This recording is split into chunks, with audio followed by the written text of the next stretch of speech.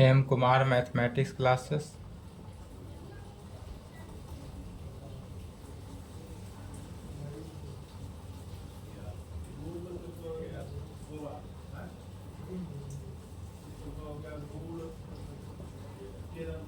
Lecture 7 class 11th। 11th में क्या चल रहा था? अलजेब्रा। अलजेब्रा में chapter 2 complex number and quadratic equation. Complex number and quadratic equation Hindi में कहते हैं इसको जटिल संख्याओं रैखिक समीकरण। इसमें चलिए टॉपिक डालेंगे polar form. Polar form topic क्या डालना है? Polar form. पोलर फॉर्म क्या है? पोलर फॉर्म को हिंदी में कहते हैं ध्रुवीय रूप। ध्रुवीय रूप या पोलर फॉर्म को ट्रिगोनोमेट्रिक फॉर्म भी बोलते हैं। पोलर फॉर्म को ही ट्रिगोनोमेट्रिक फॉर्म। पोलर फॉर्म को क्या बोलते हैं? ट्रिगोनोमेट्रिक फॉर्म बोलते हैं, अर्थात त्रिकोणमितीय रूप। त्रिकोणमितीय रूप। पोलर फॉर्म को ट्रिगोनोमेट्रिक फॉर्म भी बोलते हैं या इसी को मॉडुलस आर्गुमेंट फॉर्म भी बोलते हैं, या इसको क्या बोलते हैं? Modulus argument form. Modulus argument form अर्थात कोणांक मापांक रूप। कोणांक का मापांक रूप। कोणांक मापांक रूप कहते हैं हिंदी में। पोलर फॉर्म का है ध्रुवीय रूप या इसी को कहते हैं ट्रिगोनोमेट्रिक फॉर्म, त्रिकोणमितीय रूप, या इसी को कहते हैं modulus argument form. Modulus argument form अर्थात कोणांक मापांक रूप। कोणांक मापांक रूप। तो चलिए यह टॉपिक डाले तो सभी का मीनिंग एक ही हुआ।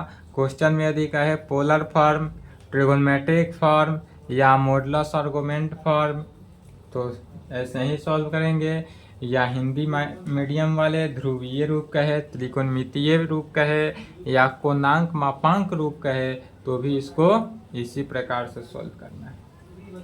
तो इसको कैसे सॉल्व करेंगे? तो पहले हेडिंग डाले, टॉपिक डाले, उसके बाद देखते हैं इसको। इसके लिए सबसे पहले आपको गिवन रहेगा complex number. Complex number always कैसे गिवन आता है? तो कॉम्प्लेक्स नंबर का फॉर्म जो है वह कभी नहीं चेंज होता है, वह always z is equal to a plus iota b के फॉर्म में ही रहेगा और यह आपका गिवन रहेगा। क्वेश्चन में क्या रहेगा कि कॉम्प्लेक्स नंबर आपको गिवन रहेगा z is equal to a plus iota b के फॉर्म में, जहाँ पे ए का वैल्यू और बी का वैल्यू अज्ञात रहेगा। अभी अज्ञात है, वहाँ पर क्या रहेगा? ज्ञात रहेगा।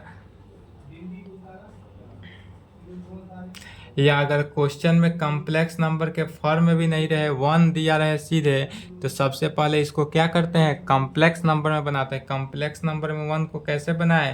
तो z is equal to 1 plus iota into 0 कर देंगे। यह किस फॉर्म में हो गया? कॉम्प्लेक्स नंबर के फॉर्म में हुआ। तो सबसे पहले ऑलवेज क्या करते हैं? कॉम्प्लेक्स नंबर के फॉर्म में बनाते हैं। चलिए टॉपिक डाल दिए।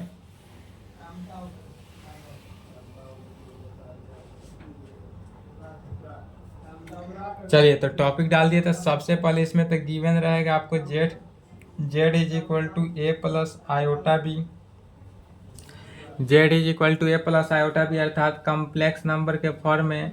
यह कॉम्प्लेक्स नंबर अगर नहीं भी गिवन है तो सबसे पहले क्या करते हैं? कॉम्प्लेक्स नंबर के फॉर्म में लाते हैं। तब यहाँ से यदि जेड इज इक्वल टू इस प्रकार से हो, ए के बदले r cos theta, real part जो होता है वह आर कॉस थीटा होता है एंड इमेजिनरी पार्ट जो है वह आर साइन थीटा होता है। यह ऑलवेज याद रखेंगे।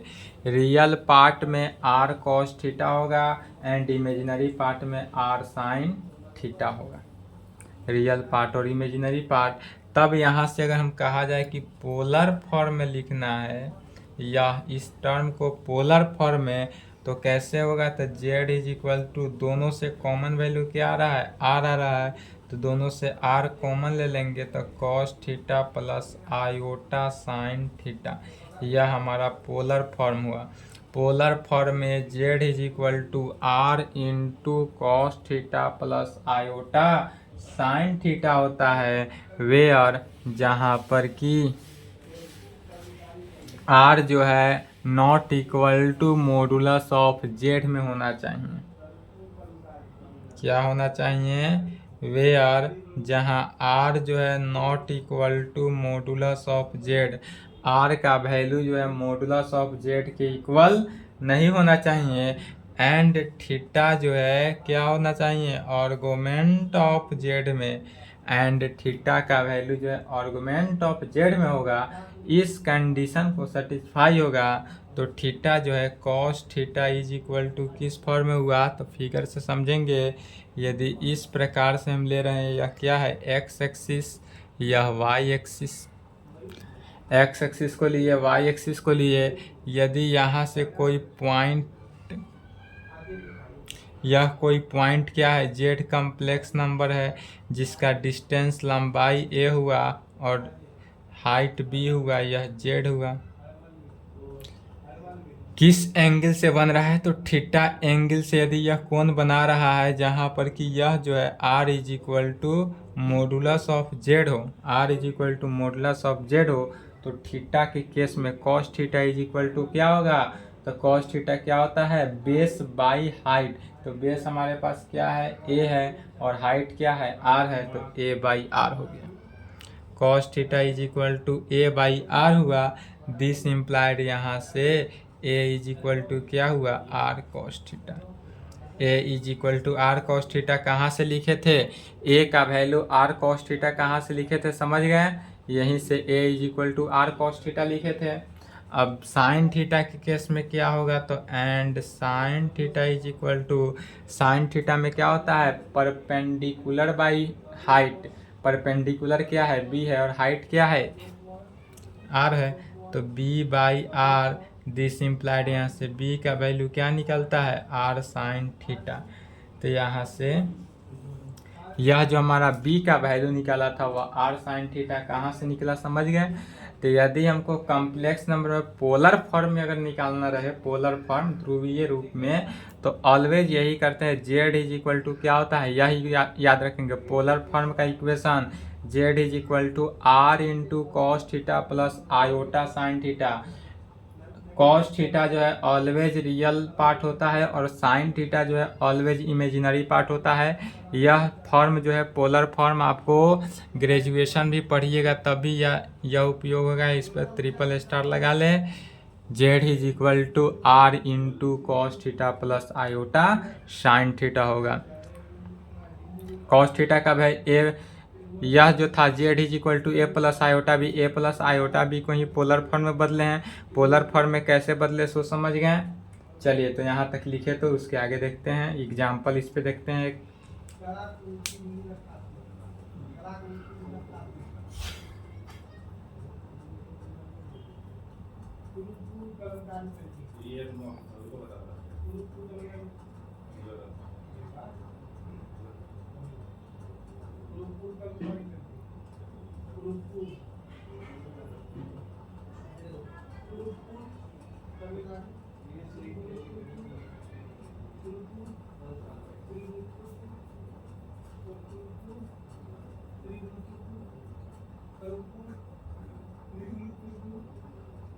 चलिए वीडियो रोक के लिखे, तो इस पे एग्जाम्पल देखते हैं कि पोलर फॉर्म में कैसे इक्वेशन को निकालेंगे।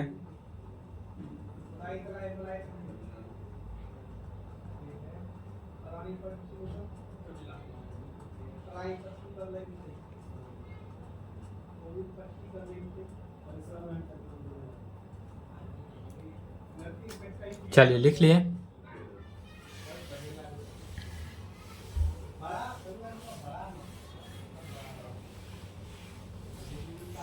अब यदि हम मान लेते हैं, हमारे पास एग्जाम्पल देखते हैं, z इज इक्वल टू, यदि z is equal to 1 plus root under 3 iota है, क्या देते हैं, z is equal to 1 plus root under 3 iota, यह भी पॉजिटिव यही पॉजिटिव, दोनों टर्म जब पॉजिटिव होता है तो किस क्वाड्रेंट में, फर्स्ट क्वाड्रेंट में है। तो यह फर्स्ट क्वाड्रेंट में यहाँ पर a का वैल्यू कितना है, 1 है, एंड b का वैल्यू रूट अंडर 3, a का वैल्यू 1 और b का वैल्यू रूट अंडर 3 है। तो इसलिए मॉडुलस ऑफ z सबसे पहले निकालते हैं। तो modulus of z is equal to क्या होगा, तो modulus of z root under क्या होता है, a square plus B square, यही फार्मूला है। तो इसी पर तोड़ेंगे, रूट अंडर 1 का स्क्वायर प्लस रूट अंडर 3 का whole square is equal to root under 1 plus 3 root under 4 is equal to 2। Modulus of z कितना निकला, 2 निकला। तो मॉडुलस ऑफ जेड हमको 2 निकला, जेड इज इक्वल टू इतना से। अब यहाँ से कहेंगे tan अल्फा निकालते हैं सबसे पहले। तो tan अल्फा का वैल्यू क्या होता है, तो tan alpha is equal to modulus of b by A के टर्म में, modulus of b by A, अर्थात tan alpha is equal to modulus of b का value root under 3 by 1, A का वैल्यू 1, अर्थात tan alpha is equal to root under 3, tan alpha is equal to root under 3 तो हुआ, अर्थात tan alpha is equal to tan, अब किसका value root under 3, तो tan 60 का वैल्यू रूट अंडर 3, tan 60 को रेडियन में कैसे लिखते हैं, तो पाई बाई 3, पाई बाई 3, यह tan 60 डिग्री का वैल्यू होगा। इसलिए यहाँ से अल्फा का वैल्यू क्या निकला, पाई बाई 3, इसलिए अल्फा का वैल्यू पाई बाई 3 निकला। फिर कहेंगे चूंकि जेड लाइज इन किस क्वाड्रेंट में है, तो फर्स्ट क्वाड्रेंट, चूंकि जेड जो है वो हमारे पास फर्स्ट क्वाड्रेंट में है, इसलिए प्रिंसिपल आर्गुमेंट ऑफ जेड पहले निकालते हैं। सबसे पहले क्या निकालते हैं, प्रिंसिपल आर्गुमेंट ऑफ जेड। तो प्रिंसिपल आर्गुमेंट ऑफ जेड कैसे निकलता है, तो principal argument of z is equal to theta, यदि फर्स्ट क्वाड्रेंट में हो तो अल्फा ही हो जाता है। तो हमारे पास अल्फा क्या है, पाई बाई 3। तो प्रिंसिपल आर्गुमेंट ऑफ थीटा क्या निकला, पाई बाई 3 निकला। अब पोलर फॉर्म निकालते हैं। अब क्या निकालते हैं, पोलर फॉर्म।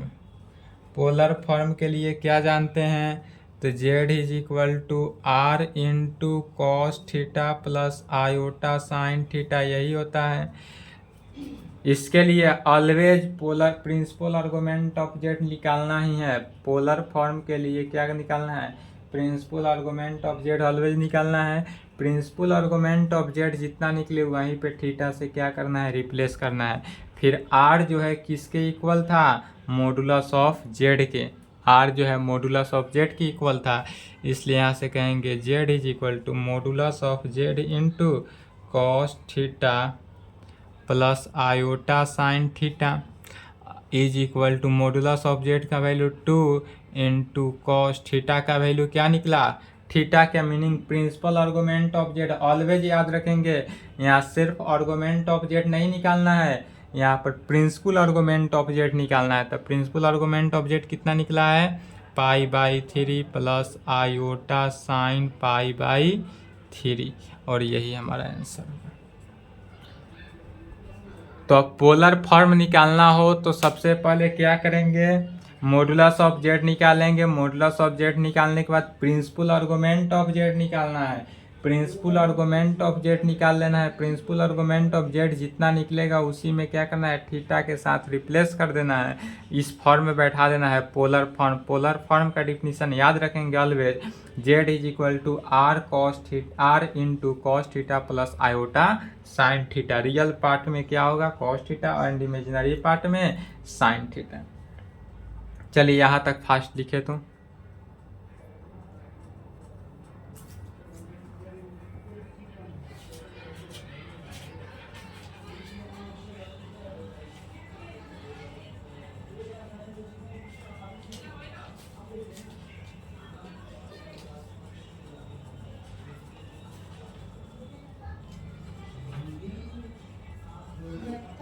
चलिए वीडियो रोक के लिखेंगे।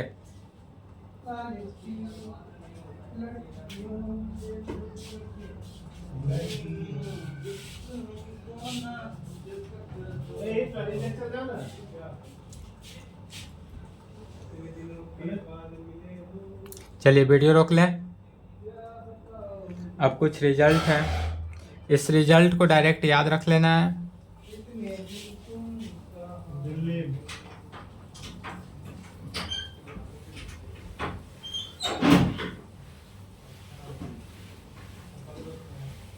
नहीं लिखे तो वीडियो को बैक करके लिख लेंगे, ठीक है।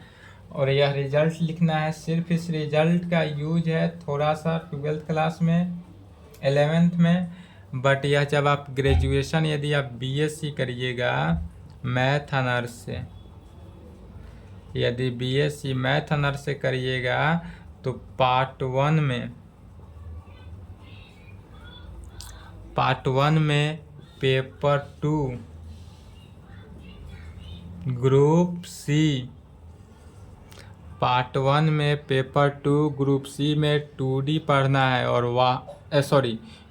पेपर 1 में ग्रुप सी में ट्रिगोनोमेट्री पढ़ना है। वहाँ पर इस थ्योरम को क्या होगा, वेरीफाई होगा, प्रूफ होगा। चलिए तो यहाँ पर कहेंगे, रिजल्ट में लिखेंगे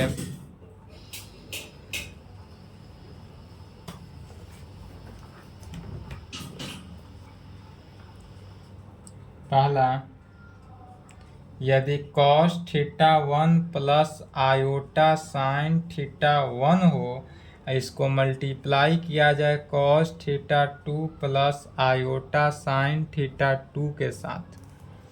क्या है, cos θ1 plus iota sine θ1 into cos θ2 plus iota sine θ2, तब यह इज इक्वल टू किसके इक्वल होता है, cos θ1 plus θ2 plus iota sine θ1 plus θ2। जब इसको मल्टीप्लाई करते हैं तो यह किसके इक्वल हो जाता है, cos θ1 plus iota sine θ1 plus θ2 के।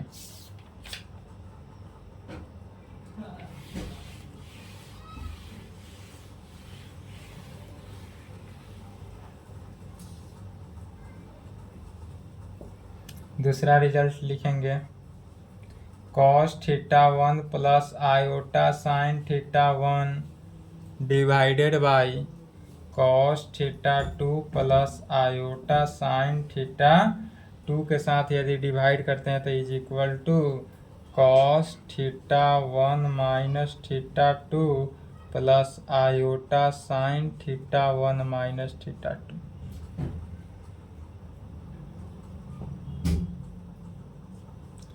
cos θ plus iota sine theta का पावर n हो, cos θ plus iota sine theta का पावर n हो तो इस इक्वल टू होता है cos n theta plus iota sign n theta.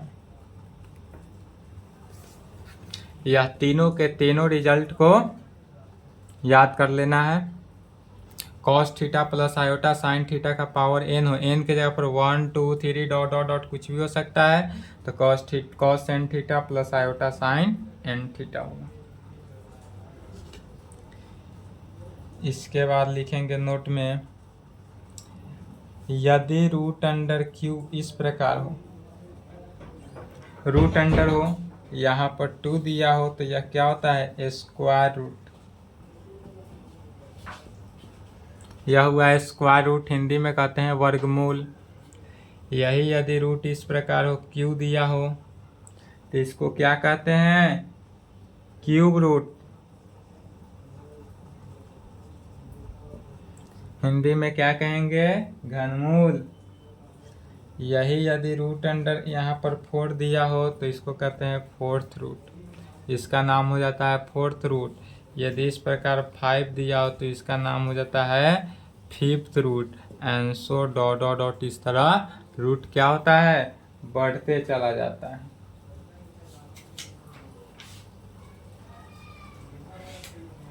तो चलिए यहाँ तक लिखे, इसके आगे देखते हैं। यहाँ तक लिखे,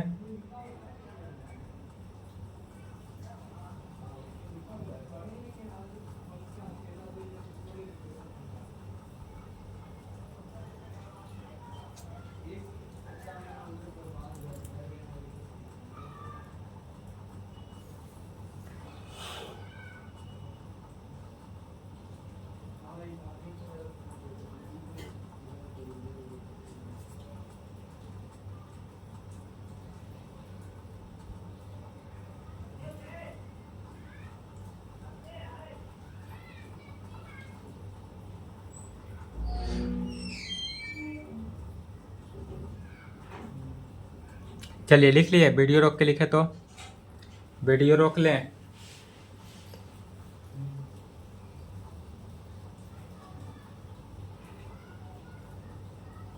टॉपिक डालेंगे क्यूब रूट ऑफ यूनिटी, इकाई का घनमूल। क्यूब रूट ऑफ यूनिटी, इकाई का घनमूल।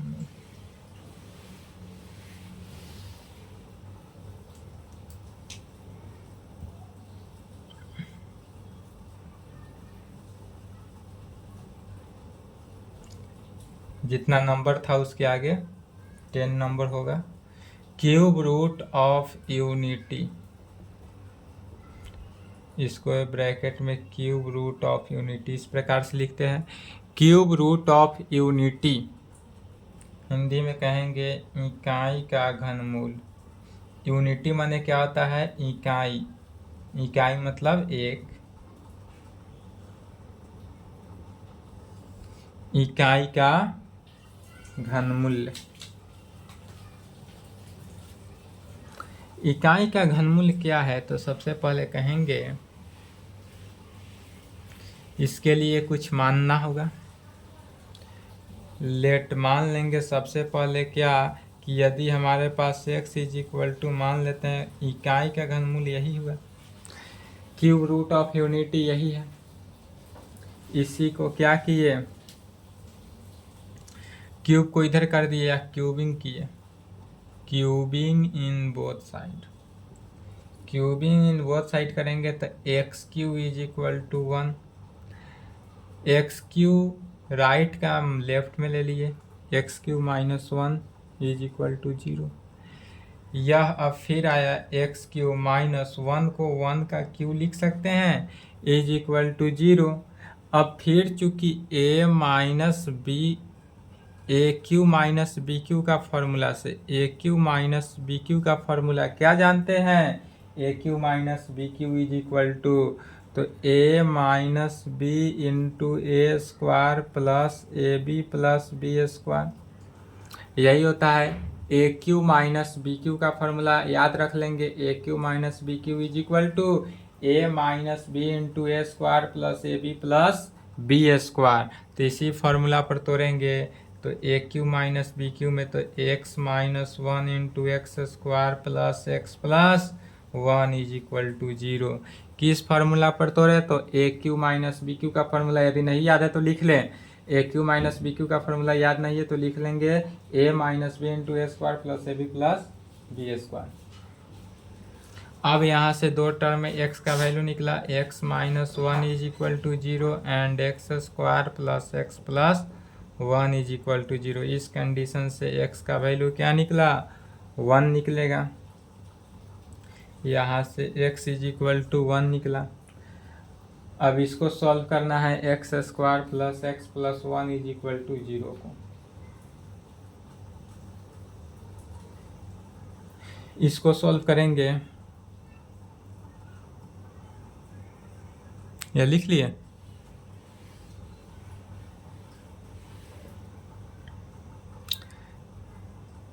मल्टीप्लाई करने पर 1, ऐड करने पर 1, यह किसी एंगल से नहीं लग रहा है, इसलिए क्या करेंगे, x इज इक्वल टू क्या फार्मूले जानते हैं? Minus b plus minus root under b square minus 4ac divided by 2a। Matric class का फार्मूला यूज किए, x का minus b plus minus root under b square minus 4ac divided by 2a।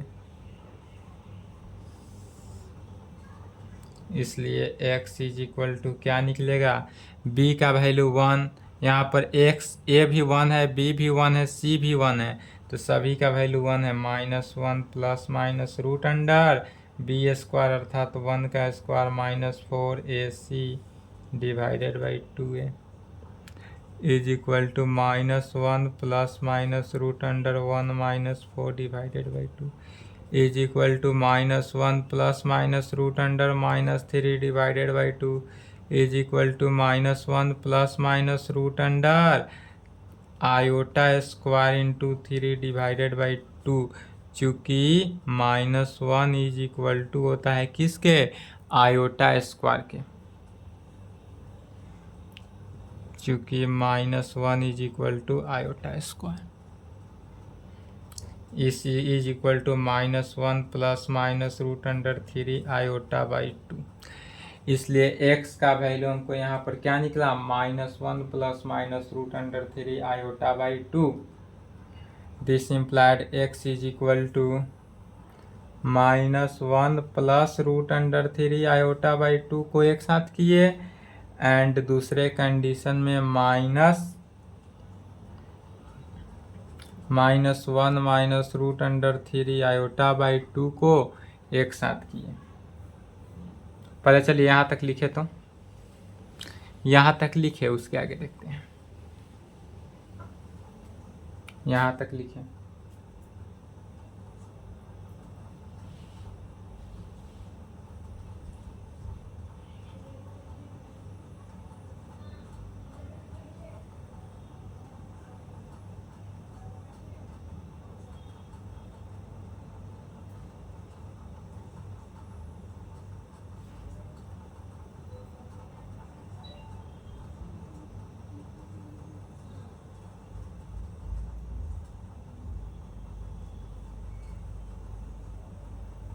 चलिए लिख लिए, नहीं लिखे तो video रोकेंगे।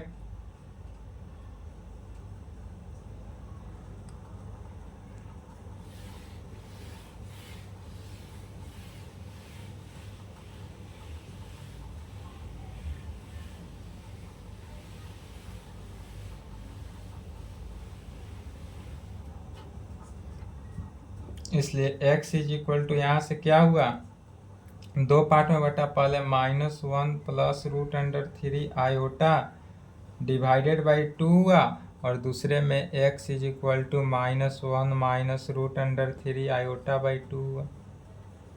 दो पार्ट में डिवाइड हुआ, प्लस माइनस था तो पहला टर्म प्लस, दूसरा टर्म में माइनस।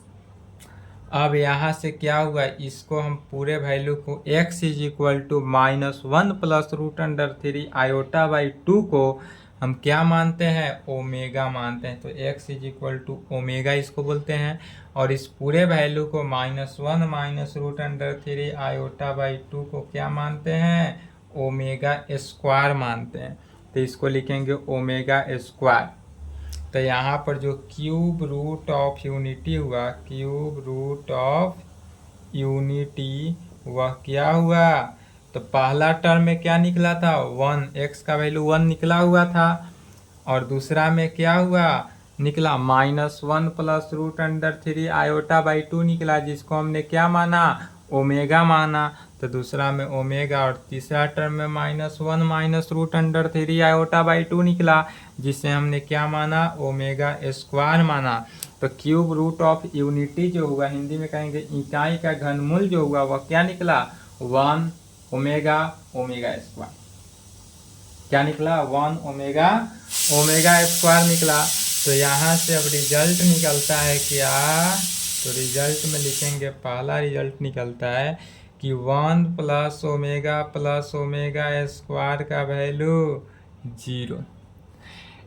यदि इस वैल्यू को एडिशन करें, इसके साथ 1 को भी जोड़ दे, तो यह किसके इक्वल हो जाता है, 0 के इक्वल होता है।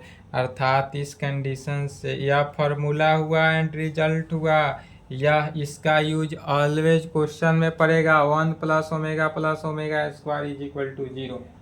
क्या यूज होगा, 1 plus omega square is equal to 0, या 1 plus omega is equal to minus omega square, 1 plus omega is equal to minus omega square, या 1 plus omega square is equal to minus omega हो सकता है, या omega plus omega square is equal to -1 हो जाता है।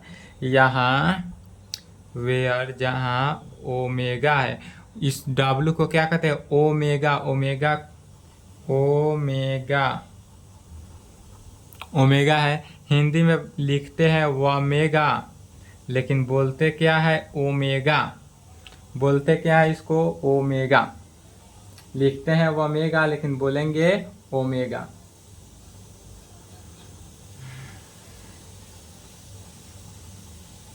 अब यह 0 कैसे हुआ, तो इसको प्रूफ करते हैं। 1 plus omega square is equal to 0 कैसे हुआ, तो प्रूफ देखते हैं। LHS ले लेते हैं प्रूफ में। LHS हमारे पास क्या है? 1 प्लस ओमेगा स्क्वायर है। 1 तो है ही, ओमेगा का वैल्यू क्या है यहाँ से? -1 plus √3 iota divided by 2 plus omega square का वैल्यू क्या है? -1 minus √3 iota divided by 2 is equal to लघुत्तम लिए 2, क्या हुआ? 2 -1 प्लस √3 आयोटा -1 माइनस √3 आयोटा, इससे यह कैंसिल हुआ। फिर यहाँ पर देखेंगे तो 2 अब -1 मिलकर -2, तो सब कैंसिल हुआ, is equal to 0/2 is equal to 0 is equal to RHS proof.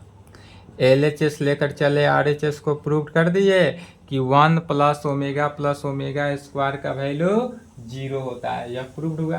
तो चलिए यहाँ तक लिखे, उसके बाद दूसरा रिजल्ट देखते हैं। एक और रिजल्ट है, उसको भी देख लेते हैं।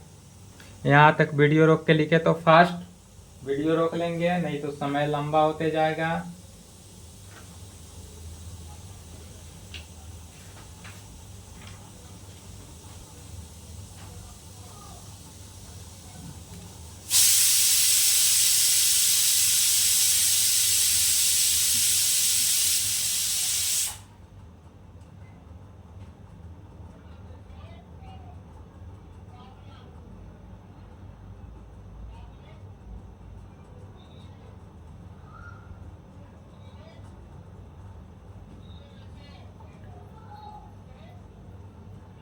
चलिए वीडियो रोक लिए, नहीं लिखे तो वीडियो रोक लें।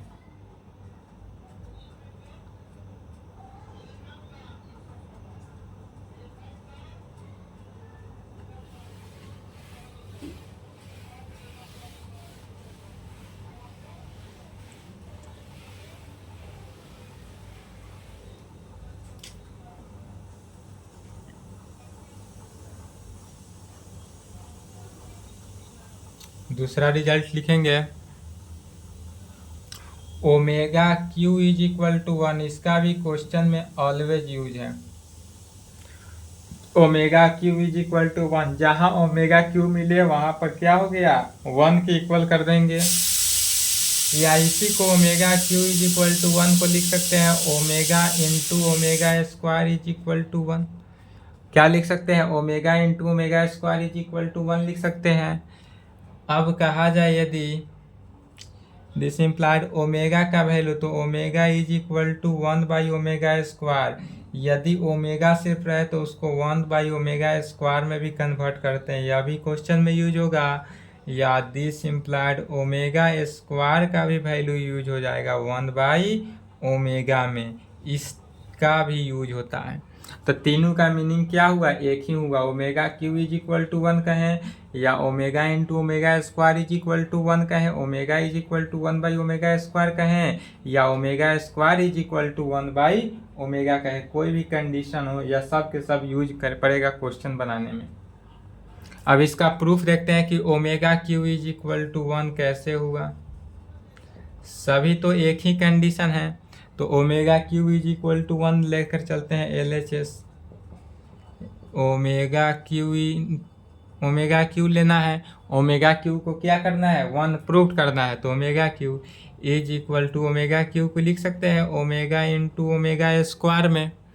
फिर कहेंगे ओमेगा का वैल्यू कितना है -1 plus root under 3 iota by 2 into omega square का वैल्यू कितना है -1 minus root under 3 iota by 2।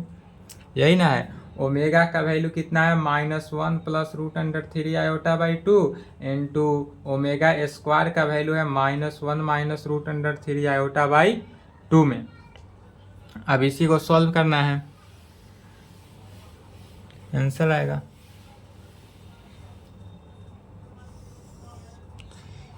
Is equal to क्या हो गया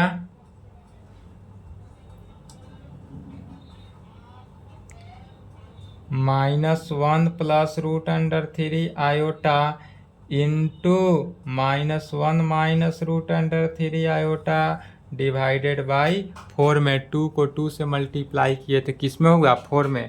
अब यह हुआ a plus B into A minus B, -1 को a मानते हैं और रूट अंडर 3 आयोटा को b मानते हैं, तो a plus B into A minus B के फॉर्म में क्या हुआ a square minus B square -1 का square minus root under 3 iota का square A square minus B square divided by 4 is equal to -1 का स्क्वायर क्या हुआ 1 हुआ, माइनस रूट अंडर 3 का स्क्वायर 3 आयोटा का स्क्वायर तो iota square divided by 4 is equal to 1 minus 3 iota square का value -1 divided by 4 क्या हुआ, चूंकि iota square is equal to -1 होता है, is equal to 1 minus minus plus 3 divided by 4 is equal to 4 by 4 cancel होकर 1, इसलिए omega cube is equal to 1 आया और 1 किसके इक्वल आया RHS प्रूव्ड। LHS लेकर चले RHS प्रूव्ड हुआ तो omega cube is equal to 1 proved हुआ। तो ऑलवेज याद रखेंगे दो ही रिजल्ट का इसमें यूज है, 1 plus omega square is equal to 0 and omega cube is equal to 1 कहे, या omega is equal to 1 by omega square is equal to 1 by omega, इतना ही का यूज है। यहाँ तक लिखे, थोड़ा सा और रिजल्ट है एक नोट में, उसको लिख लेंगे। यहाँ तक फास्ट लिखे तो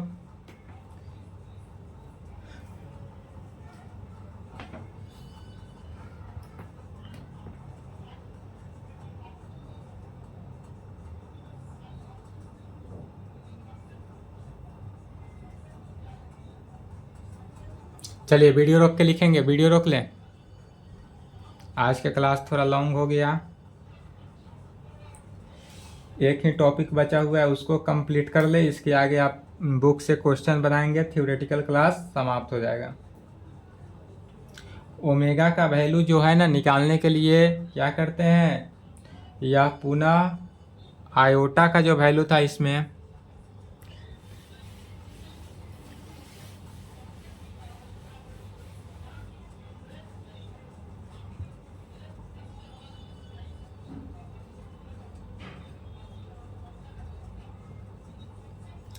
ओमेगा क्यू का वैल्यू कितना होता है 1 होता है। ओमेगा अगर पावर 4 दे दिया जाए, ओमेगा का पावर 4 दिया जाए तो क्या करेंगे, कितना भी दिया जाए तो उसमें रफ क्या करना है 3 से भाग दे देना है। 4 में क्या किए 3 से डिवाइड किए, शेषफल 1 आया, इसलिए ओमेगा का power 1 is equal to omega. यदि ओमेगा का पावर 5 हो तो कैसे निकालेंगे, तो ओमेगा का पावर 5 हो तो कुछ नहीं करेंगे, समझ लेना है सिर्फ इसको, ओमेगा का पावर 5 हो तो कुछ नहीं करेंगे, 5 में क्या करेंगे 3 से डिवाइड कर देंगे, तो 3 से डिवाइड किए कितना शेषफल आया 2, तो यह ओमेगा स्क्वायर हो गया। ओमेगा का पावर 5 जहाँ रहे उसको क्या कहेंगे ओमेगा स्क्वायर कहेंगे। यदि ओमेगा का पावर 6 का है क्वेश्चन में, तो ओमेगा का पावर 6 में 3 से डिवाइड करेंगे तो कितना आएगा 0 शेषफल, तो ओमेगा का पावर 0 और किसी भी चीज़ का पावर 0 जो है वह 1 के इक्वल आता है, इसलिए ओमेगा का पावर 6 जो है किसके इक्वल आएगा 1 के पावर आएगा, 1 के इक्वल आएगा। ओमेगा का पावर 7 हुआ तो कितना आया ओमेगा का पावर 1 आया, इज इक्वल टू ओमेगा में ओमेगा का पावर यदि 8 कहा जाए तो ओमेगा का पावर 8 कहेंगे तो शेषफल 2 बचा, 3 से डिवाइड किए, 8 में 3 से डिवाइड किए तो शेषफल 2 बचा तो ओमेगा स्क्वायर हुआ। फिर ओमेगा का पावर यदि 9 का वैल्यू निकालना हो, 3 से डिवाइड किए तो ओमेगा का पावर 0 आया शेषफल, इसलिए 1 हुआ। And so dot dot dot यदि ओमेगा का पावर कितना ही का वैल्यू निकालना हो तो क्या करेंगे, 3 से डिवाइड करते हैं और जो आएगा तो क्या आएगा 1 omega omega square 1 omega omega square 1 and so इसी प्रकार से आते जाता है। तो अगर किसी भी ओमेगा का पावर यदि क्वेश्चन में 100 भी कहे तो क्या करना है, 3 से डिवाइड करना है, जो शेषफल आएगा वही आएगा हमारा आंसर। आयोटा का पावर निकालने में 4 से डिवाइड करते थे और ओमेगा का पावर निकालने में 3 से डिवाइड करेंगे। तो चलिए यहाँ तक कंप्लीट कर लेंगे, यहाँ तक पढ़ लेंगे, नोट्स तैयार कर लेंगे। अब इसके आगे आपका एक्सरसाइज नेक्स्ट क्लास में चलेगा, problem on complex number and quadratic equation. Next class में क्या चलेगा, problem on complex number and quadratic equation, या खुद से बनाएंगे, क्वेश्चन बनाना है। अब एनसीईआरटी बुक से खुद से क्वेश्चन बनाएंगे, जहाँ दिक्कत होगा वहाँ समझेंगे। चलिए थ्योरेटिकल क्लास समाप्त हुआ, नेक्स्ट क्लास में क्वेश्चन चलेगा। आज का क्लास लॉन्ग हुआ थोड़ा 10 मिनट, इसके लिए खेद है, बट यहाँ तक कंप्लीट कर लें। चलिए यहाँ तक लिख लेंगे।